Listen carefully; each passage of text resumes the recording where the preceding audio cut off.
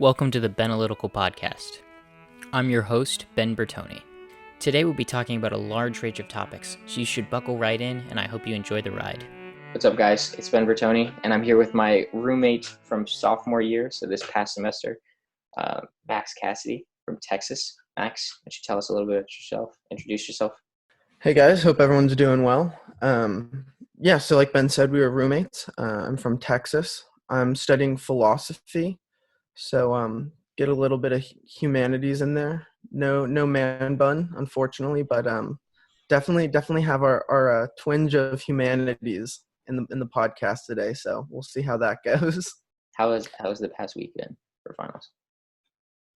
So the finals haven't been bad. Finals are like, we only had like one or two finals. The problem that really came in for me was all the professors were like, oh yeah, for our assignments, don't worry about due dates. Let's just get them in, before the semester ends. So the semester's coming to a close and I haven't done anything. And so I planned it out where like, music and art, I was just going to pass fail. So I only have to do like 70% of the work. Sure.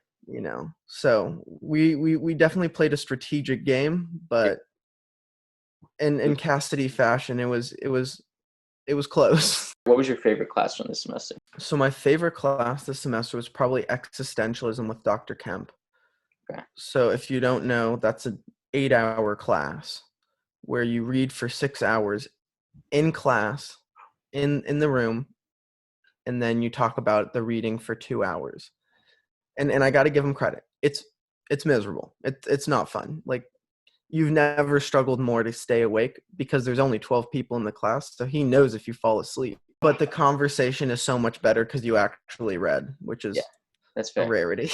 Wait, is that worth more credits? Like, because the average class, like 2.5 hour class is 4, so it's 4 credits too.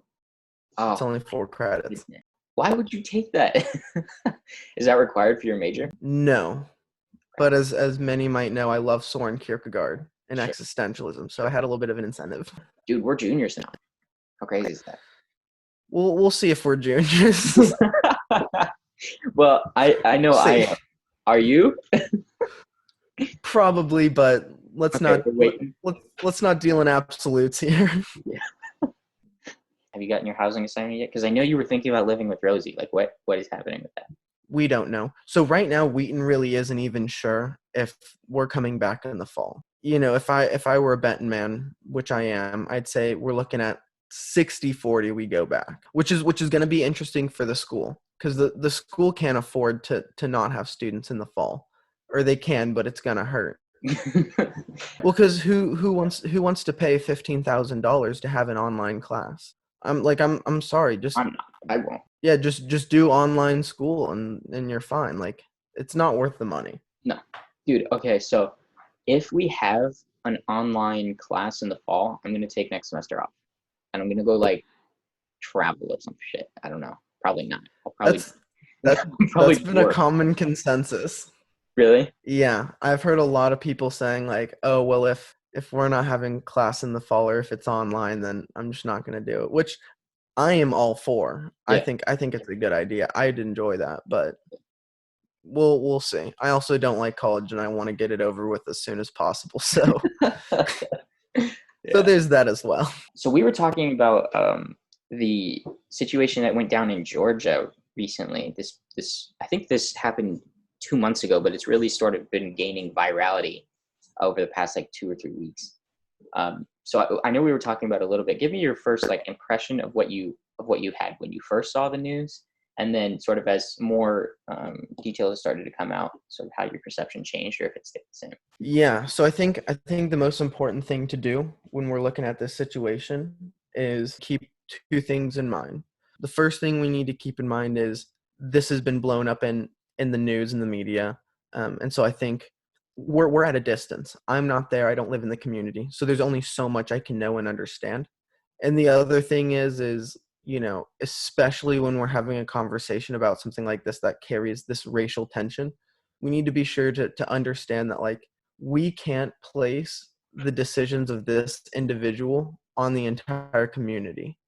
When we say, oh, this entire town is just bunch of racists because this one guy, we can't throw the baby out with the bathwater.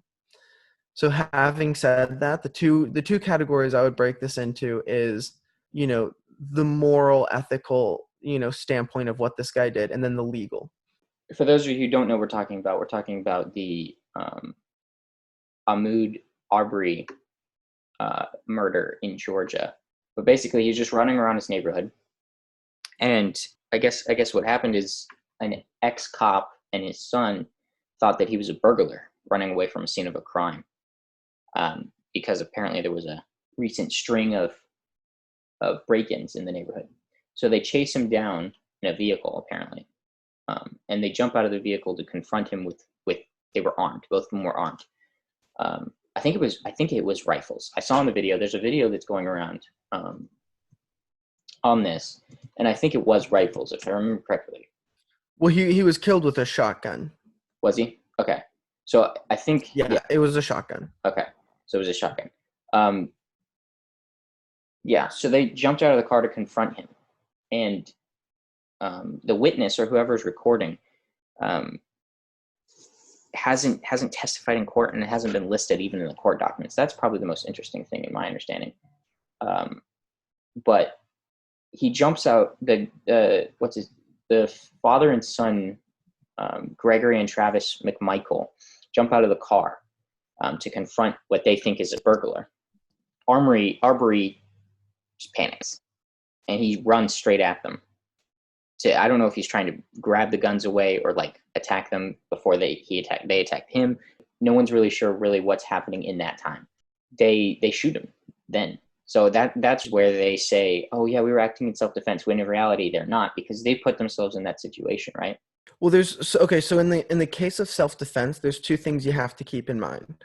So the first thing is they engaged Arbery. Travis actually doesn't get out of the car. Travis just sits is in the bed of the truck. So Travis doesn't really get out and do anything. He's kind of watching as Gregory, his dad, kind of instigates the entire thing. Sure. But basically, Gregory gets out of the car. He comes around the truck in pursuit of the guy, and they get into a physical altercation. Gregory has a rifle. They tussle around for a little bit, and then you hear shots fired where Arbery is killed. And so here's the issue with self-defense. From a legal perspective, whether he was committing a citizen's arrest or not doesn't really matter. So a citizen's arrest also only is applicable if it's a felony. So if I go and I decide I know that this person has committed a crime, I am allowed to make a citizen's arrest. I can detain him and take him to police. That's legal. And even in cases of felony, force is used. Like it can be legally used. Sure. But say I arrest someone and it turns out that they aren't guilty, new evidence comes to light and I was wrong, there is a good chance I'm going to be civilly charged either by the defendant or by the district attorney. So it's one of those things, like if you're going to make a citizen's arrest, you have to know you're right. But with self-defense, take in Texas. In Texas, we have the castle laws. Mm-hmm. If someone comes into your house, for all intents and purposes, you can shoot them, right? Like you can just shoot them. You can't shoot them in the back, and you have to let them know that you're there. But in almost every case of physical alteration, if there is a possibility for you to retreat and you don't take that and instead resort to violence and deadly force in this case, you're probably going to get charged. He didn't need to bring a gun. For all we know, Arbery didn't have a weapon on him. He had every opportunity to retreat, and he even initiated it. Sure. So let's assume, and I'm not saying this is true, let's assume that this guy was running from a crime scene, which is what the defendant is saying. Let's assume that's true. Even if that's the case, at what point was his life in danger where deadly force was necessary? And from watching the tape, never. The thing is, it's like, what would you do if two guys like were running you down as you were jogging, like minding your own business, and two guys ran you down in a vehicle with guns, jump out and like confront you? Like, what would be going through your head? I would have like panicked. I probably would have done the same thing that Arbery did. Of course you're going to fight back. Yeah. You have a right to fight back. What my impression was is the media immediately jumped on it. Like both sides, left and right, were all over it. So the left was like, both of these guys are white supremacists, which they may be. I haven't seen evidence to support that yet. I'm honestly, I'm not. I wouldn't be surprised. It's southern Georgia, so I would not. Yeah. It's like I can't say they are, but yeah. So come on. yeah, I mean, there could have been a racial thing in there. I know the guy Gregory McMichael was an ex-cop. We do know that. And then the right side was like, it's self-defense. They were acting in self-defense. Arbery was like running at them. They confronted him, and he attacked. And so I was like, that's such a bizarre argument. Both sides, without evidence, are both kind of bizarre. So I was just wondering what your first impressions were. Where did you first hear the news? Was you on Twitter? Was it like mainstream? Kind of just give us a little introduction. It was on like my news app. It kind of just came up. Yeah, I think honestly, and this is coming as a conservative, self-defense is garbage. Again, like I'm not gonna say that this guy is a white supremacist or a racist because I don't know him. Would it surprise me? No. No, it wouldn't. Yeah, my problem is the attention not the attention it's getting, but who's giving the attention. Let's call it as we see it. Like this is a ambiguous situation at the least. Why is LeBron James throwing in his 2 cents on a criminal investigation? You're not a cop. You're not a lawyer. Sure. You're entitled to your opinion, but we need to pump the brakes on taking what you say as gospel. I think you trust but verify. I think that is the golden rule that our generation has completely missed.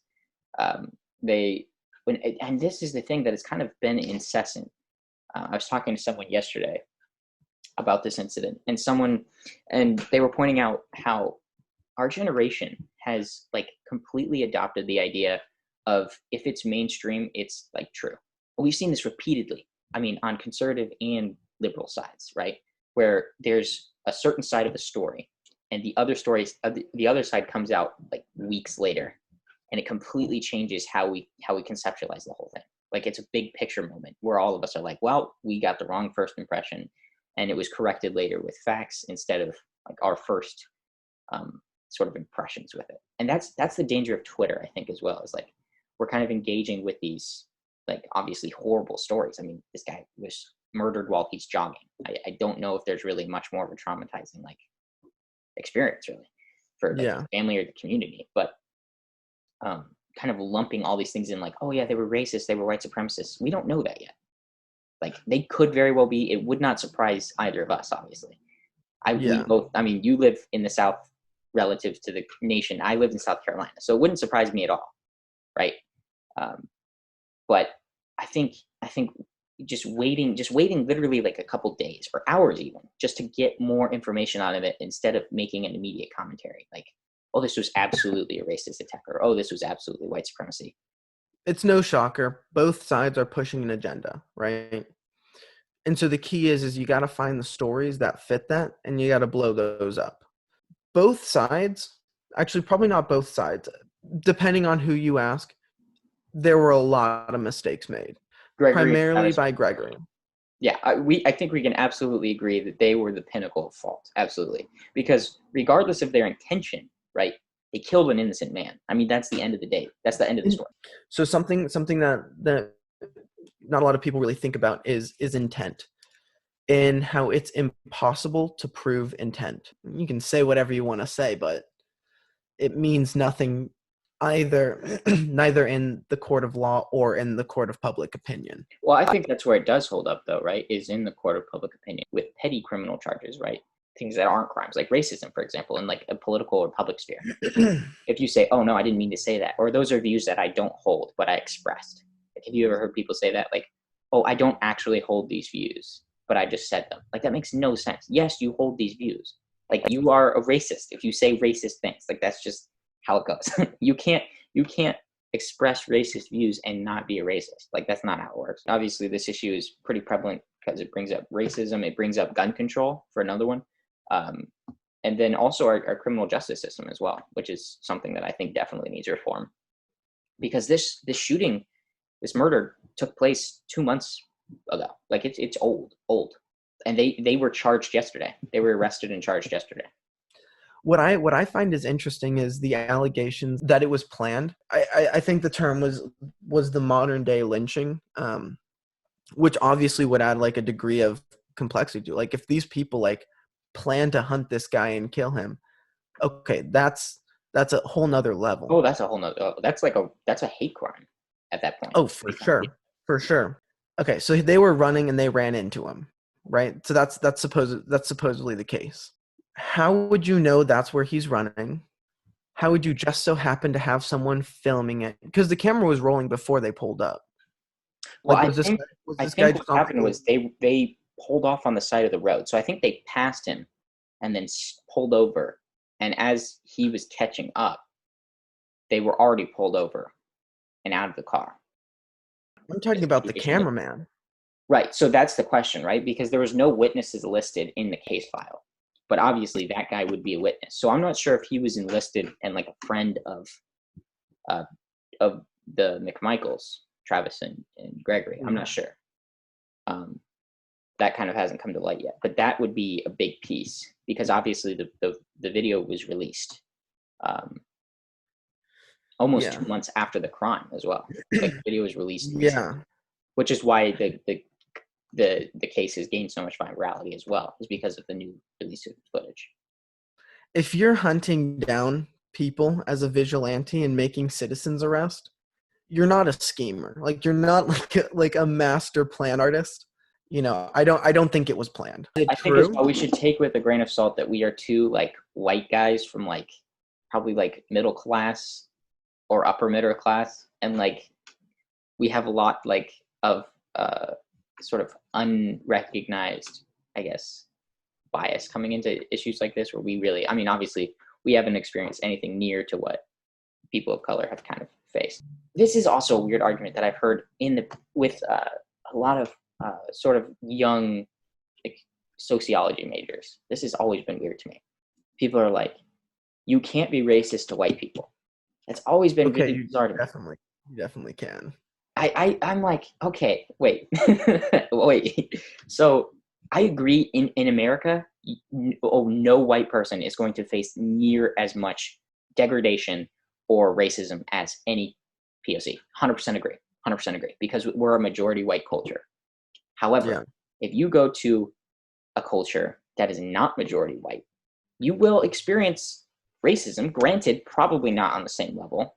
I don't know. I haven't experienced it, so I don't know for sure. I think you will. Yeah, you'll experience racism. I mean, I've experienced racism, right? Because I mean, racism. I guess it's important to have a definition of it. So racism is any discrimination based on skin color alone, like race or skin color, ethnicity, anything to do with that, it's racism. Now, what most sociologists are confusing that I've found is a mixture of the definitions between tribalism and racism. They're confusing the two. So racism has anything to do with race. Tribalism is explicitly majority versus minority culture. Yeah. It doesn't matter about race. It's like religion could be tribalistic, right? It's exclusionary in that if you aren't part of this religion, you're an other. This otherness, right? So white people, people of any race, right? I don't understand why people think like, oh, you're white, you can't experience racism. Probably not to the same extent that you can, especially in the United States, but any person can experience racism. Yeah. And we look at it in a very American-centric point of view. We forget that people are pretty terrible, like through and through. We're horrible to everyone. Oh yeah. I think that's part of our cynicism as well. I mean, we're both very cynical people, so we don't trust really anyone's true intentions about anything, which I think is interesting because when you're kind of living in a culture, I mean, we live at Wheaton, right? We live in such a interesting culture where it's like there's this weird judgmental process that goes on. Like if you don't belong to a certain group of like hyper religious Christians at Wheaton, you're going to get some slack, right?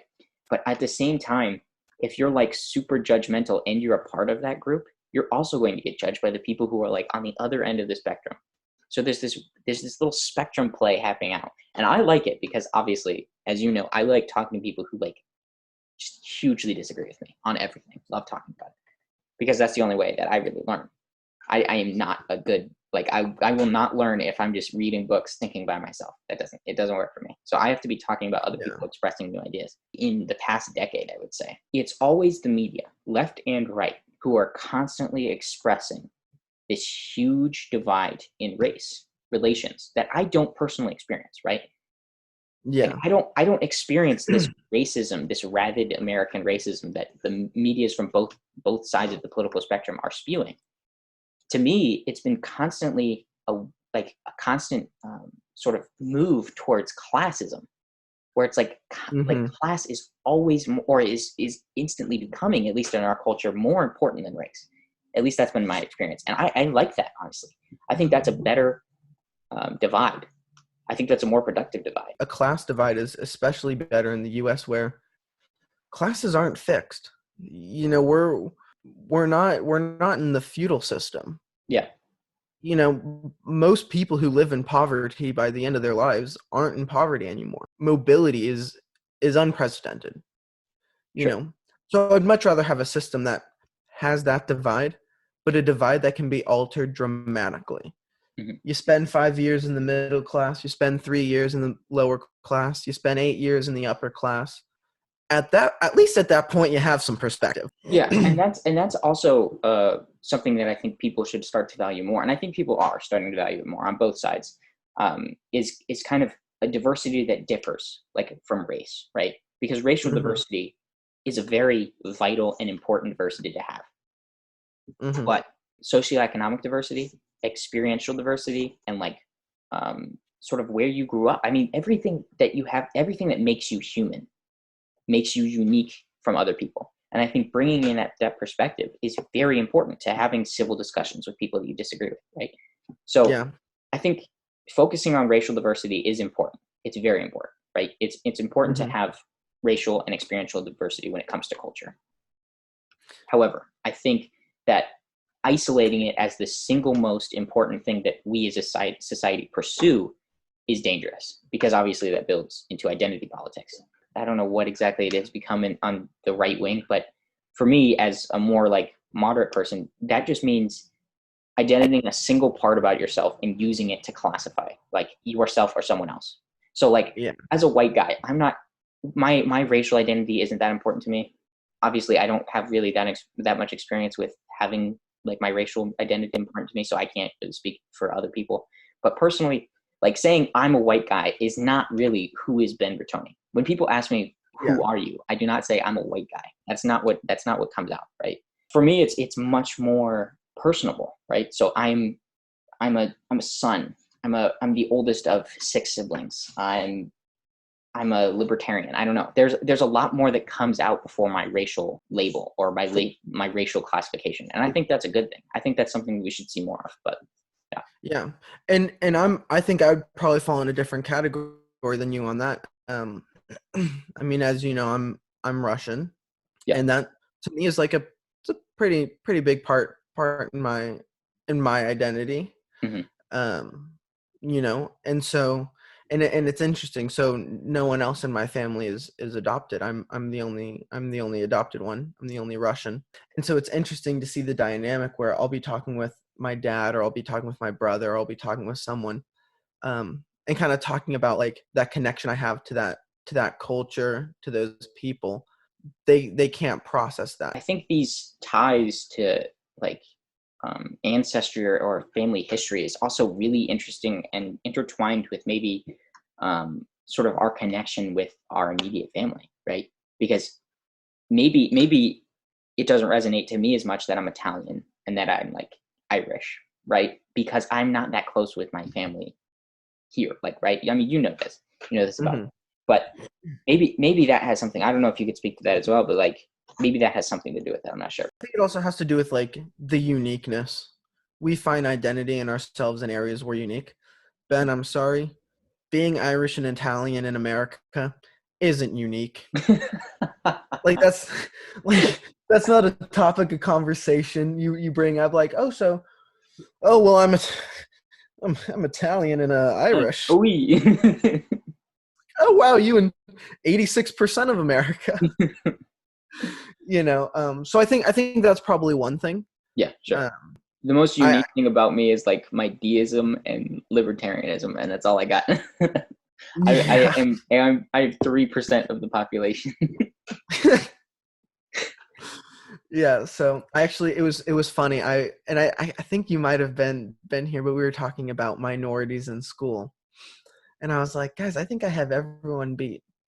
So people that Russian Kazakhs in America, how many do you think there are? Like maybe 100,000, probably less. 17,000 Oh my in the god. US. Like, I'm sorry, don't even give me that 3% of the population. I'm literally a half of a half of a half of a half of a half of the percentage of the population in the US. Wow. No scholarship for me. But yeah, I think uniqueness really comes into play a factor, because truth be told, I've only met literally like 3 people in my life who are from Kazakhstan. Is there, because we can kind of dive into this as well. I guess this kind of opens up a whole nother bag of worms, but or can of worms, I guess is the saying. But um, is there like a state religion in Kazakhstan, and like how is that kind of translated to like No, people? and that's what's interesting. Like I was saying, we have like literally a perfect divide. A third Islam, a third Buddhist, and a third Christian. Hmm. And by and large, they don't have any issues with each other. They're like, one of the things they pride themselves on is tolerance with other religions. How has your religious experience kind of been defined by? Is it largely how you were brought up, or have you kind of delved into your own with? Because I know you're a big Kierkegaard fan. So Yes. has the leap into faith been largely individualized, or has it been more of a corporate where it's like with your family or small group, or like I know, because I know you're close with some friends of ours, or not really mine, but you have some friends up in Wheaton who like you go to church with all the time.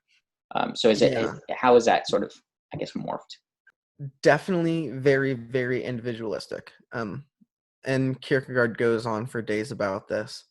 But it's no one can tell you how your faith ought to be. You know, because it's a pastor, because it's a doctor, like maybe a doctor on like medical stuff, but on religious matters, the only things that we can take are the teachings from the apostolic fathers, which is the apostles, so the gospels, and the Bible itself. Mm. Aside from that, not only am I free to choose what I believe and interpret how I believe it, I can't criticize someone else for believing something different. So me and my mom have had discussions, over whether sin comes in different degrees, whether you steal a lollipop or murder someone, does God see that differently? You know what I mean? And so we've discussed on that, and while I disagree, um You disagree with I what? Do you think it is, or you think it's not? I think God can differentiate a 6-year-old stealing a lollipop and Charles Manson. Yes, I think so. So um a sin there, okay, because that's a very Catholic belief. It's like there's cardinal sins, and then there are more venial or flesh or like or surface sins. Yeah. So I take that from 2 aspects. One, the idea. So my mom used the quote, "Sin is sin is sin," in the sense that any sin we commit is infinitely away from what God's character is. So 0 plus 0.1 is infinitely larger than 0, right? By virtue of not being 0, it's infinite. Same with sin. By virtue of not being perfect, it's infinitely going to separate you from God. But to say that God can't see the difference, I mean, even in the Old Testament, we see when God lists out all of his rules, he puts very, very specific like repercussions and penalties for those sins. Mhm. And they're according to the severity of their crime. So why are we going to assume that just like disappears and everything's murder? Like, come on. Is your mother more like evangelical? How would your mother kind of fit into that? Like Mom where theology.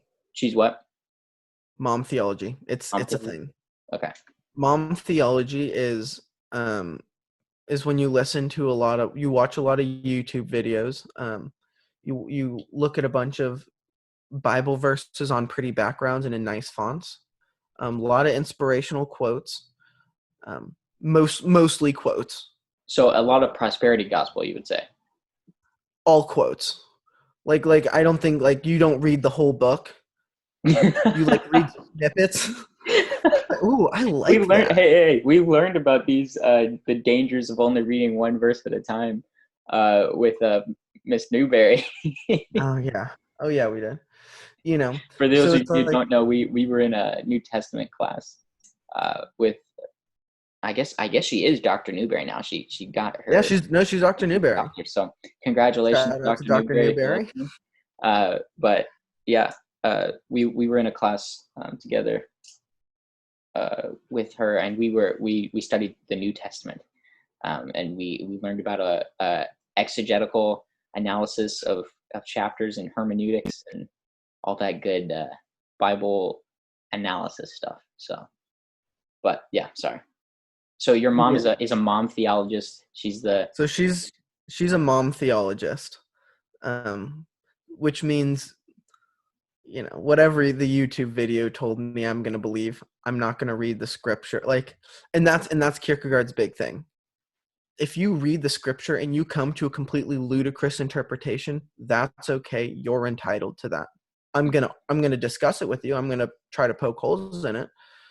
But if push comes to shove, that's what you believe. That's between you and God. That's not my business. That's not my job to tell you you're wrong. sure.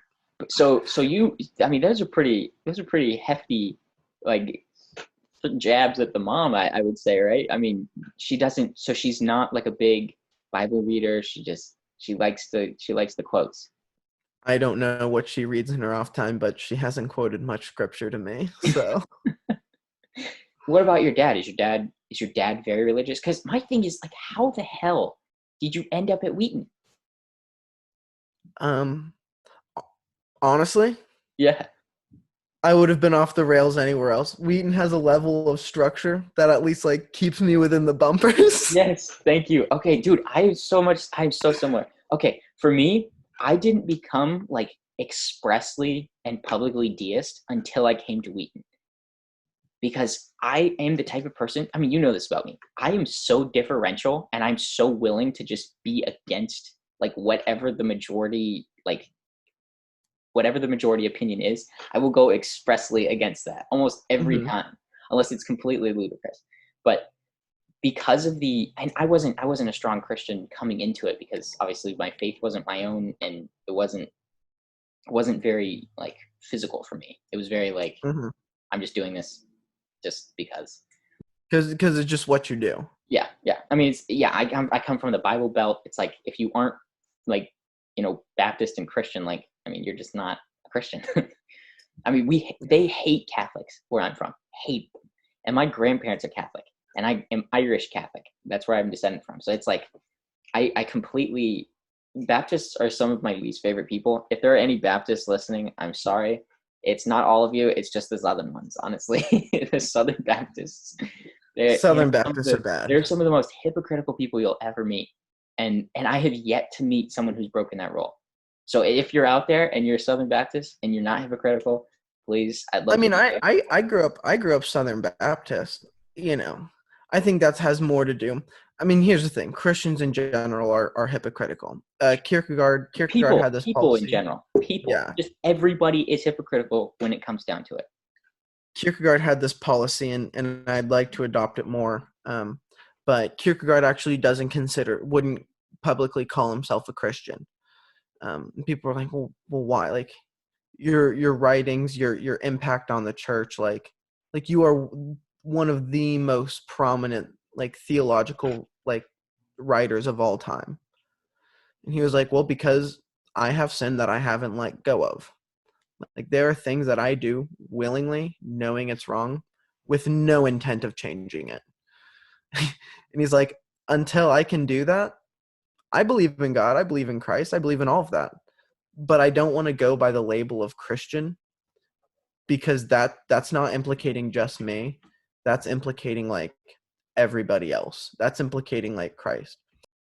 I mean, it just bothers me. You'll see people like throw a granny down on the street, sporting a giant Jesus tattoo on their bicep. It's like, oh my gosh.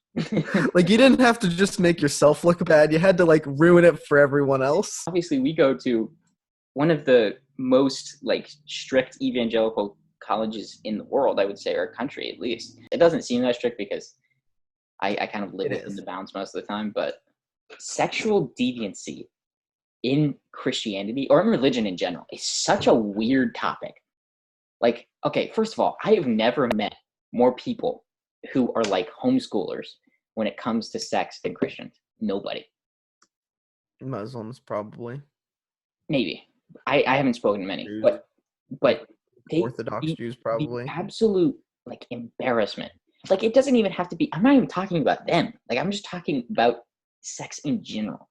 And they're immediately immediately visually uncomfortable. And it is so much fun to me because I don't understand. Like, if you were married, that's an interesting question. If you were married, would you record? I think biblically, you probably couldn't get away with it. Well, one, they didn't have recorders. That moment's gone, pal. But I think God has intended, or he's intended, sex to be very intimate and between one man and one woman. He says that. Like, that's a quote. You can quote me on that. Not one man, one woman. And the 14,000 people who watched and commented. So on that basis, probably not. Okay. Yeah. But again, like, there are worse things we have to look out for. At least you're married. Like, you give them half credit on that one. We know, obviously, some strong characters that on our campus who would think that porn is like almost, well, I think they would say it is as bad as sleeping with someone outside of marriage, right? They almost think, the people that I've talked to who are more strongly traditionalist even, or Calvinist, I would say, are like very largely against porn entirely. Like porn and masturbation are like equivalent to premarital sex for Christians, it seems. I don't know if that's a common thing. I would say it is. Okay. I would categorize any perversion of sex, that is anything that deviates outside of what God intended, a man and a woman intimately, would go under the purview of corruption of what God intended. Sure. It's not what God intended. So as far as I'm concerned, whether it's homosexuality, whether it's premarital sex, whether it's pornography, masturbation is an argument in its own, or even so much as like looking at a cute girl as she walks by in a not so savory way. It's all a perversion. Okay. Unless you can not do any of those, which find me the person who can do that. Unless you can stray away from all of those, you can't really be one to talk. Okay. That's interesting. Yeah. Are those then equal though? Like, is watching a cute girl walk by you in an unsavory way, is that equal in terms of sin? Because we were talking about the violence of sin, I guess you could say, or like how it ranks.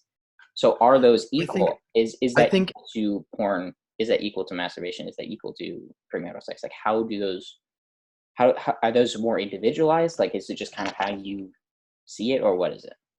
I think in terms of sin, they're all the same. Like I said, they're a perversion. I think in the overarching impact of that. Okay, so and also you have to keep in mind, like, it's pretty understood that watching like too much porn is not good. Right. Like, okay, everybody, I'm a deist. I don't believe in the Christian God or anything to do with it. Porn is really bad. Like, I've been watching porn for a long time. I think it's really kind of degraded the way that I view people in general, not just women, but definitely women as well. And like totally changed how I view sex. There is some benefits to it though, and I will stand by this. No, and there are, because I would much rather some creepo watch a lot of porn than like go out in the street and decide to try some new things.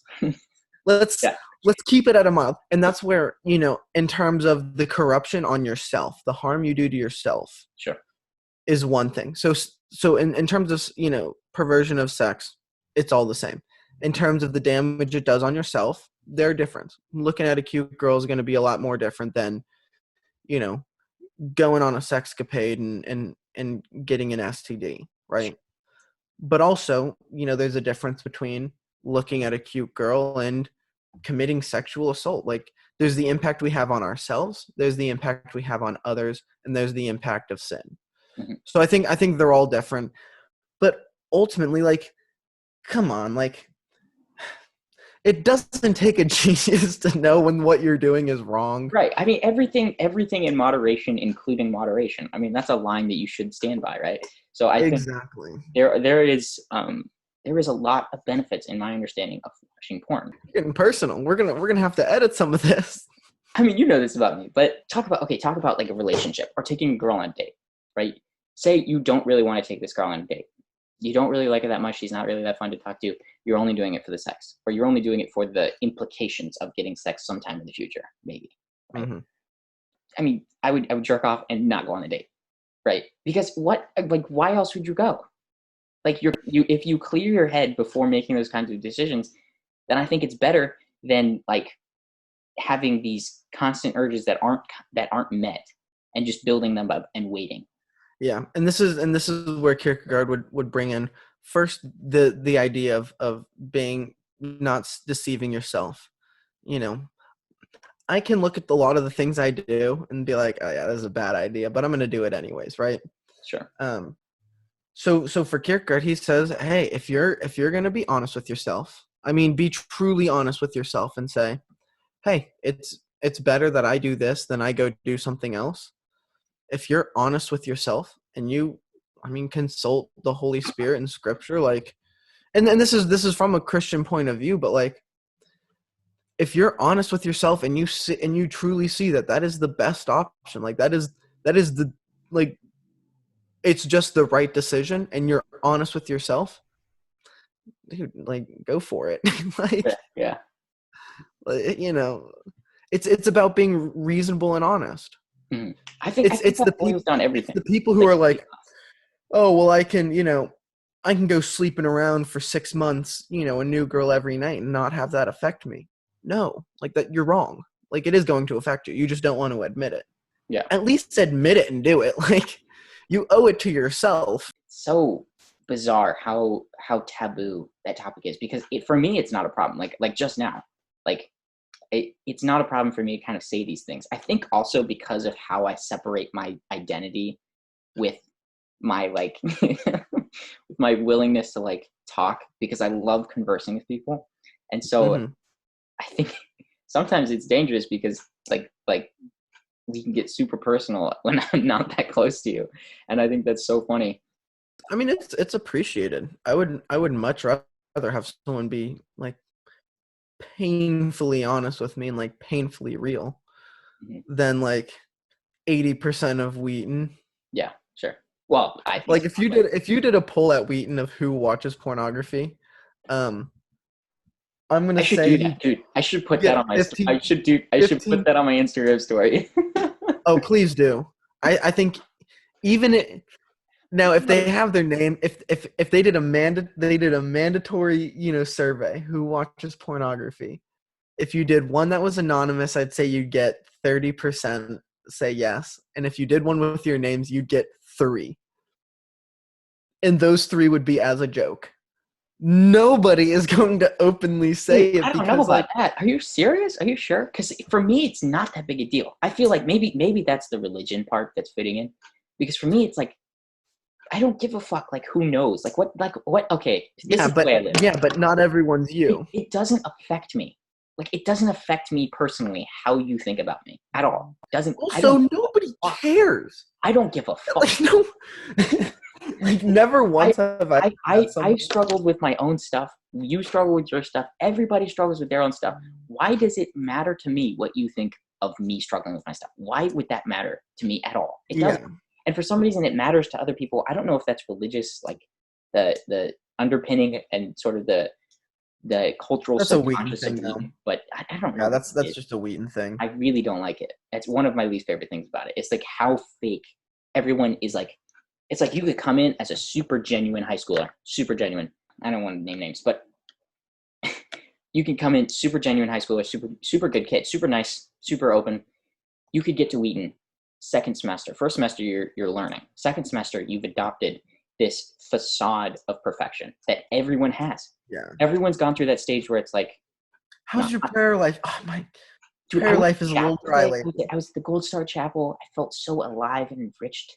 And I'm like, dude, throw yourself off a building, please. Just like do a soul a favor. No, and honestly, I want people to grow personally. Like, if you're sitting in prayer in chapel for hours on end by yourself, like, Great. You are a much better than man or woman than me. I couldn't do it.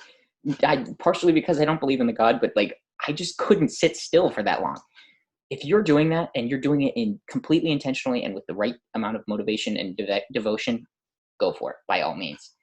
That's not me, but I like your tenacity. But don't go bragging about it. Like, oh, I went and sat in chapel today for like 3 hours. I was just praying about life, and I was just thinking about like my future and my spouse, and like, like, even the Bible goes like, hey, bro, cool it. Yeah.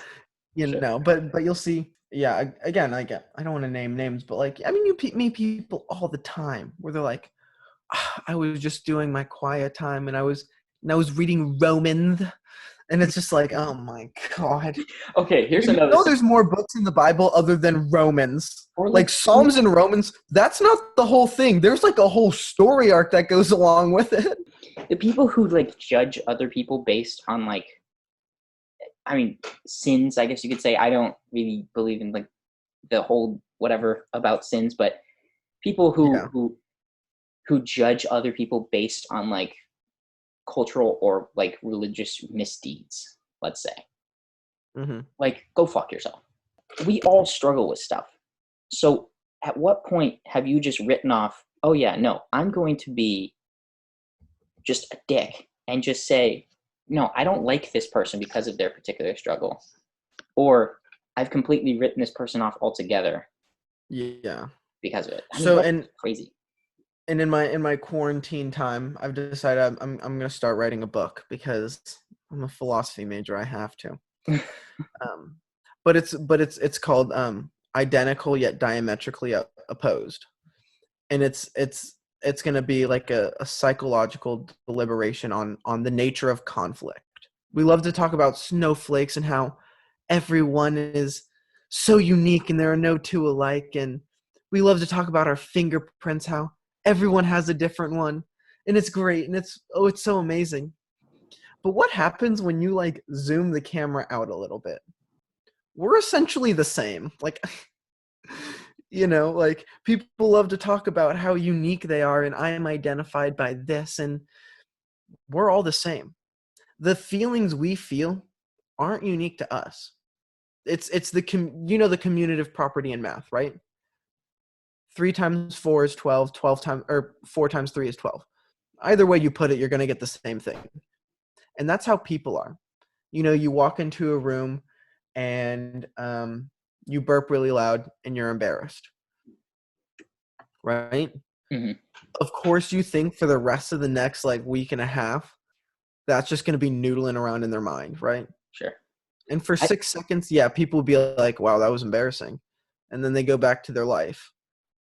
And then the next day, someone else does it, and they think the same thing. And the next person does it, and they think. We all think the exact same way about ourselves.